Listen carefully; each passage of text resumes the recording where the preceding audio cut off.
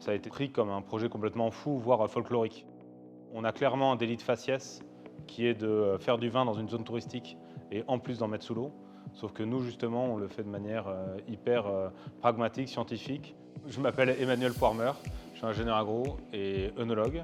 Ici, vous êtes à Eguiat-Eguiat, qui est le premier démonstrateur, en fait, un négoce vinificateur où on va sélectionner des raisins, les vinifier de manière assez particulière dès une première fermentation à terre et ensuite leur appliquer une deuxième fermentation sous-marine à 15 mètres de profondeur dans la baie de Saint-Jean-de-Luz pendant 3 à 6 mois, voire 1 an. Et ce qu'on va provoquer sous l'eau, c'est un changement du métabolisme classique des levures pour faire des arômes qu'on ne sait pas faire à terre. En 2007, j'ai déposé le brevet de vinification et d'élevage de vin sous l'eau. Et depuis 2008, en permanence, dans la baie de Saint-Jean-de-Luz, on a des cuves où les vins vont refermenter. Et on a amélioré notre pratique jusqu'à créer tous nos outils, puisque forcément rien n'existait. En 15 ans, on a testé une trentaine de cépages sous l'eau.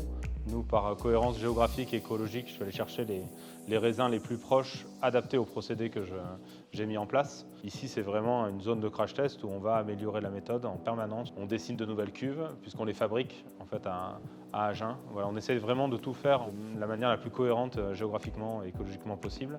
Et au point que même on ne favorise pas par exemple l'export. On est à quasiment à 80% consommé en Nouvelle-Aquitaine. Ça fait plusieurs années qu'on est à l'œuvre sur l'expansion de cette méthode de vinification.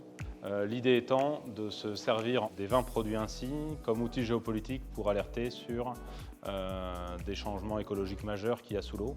Et finalement, je me rends compte que ma pratique, on est devenu des vigies d'eau sous-marin ici, mais également ailleurs.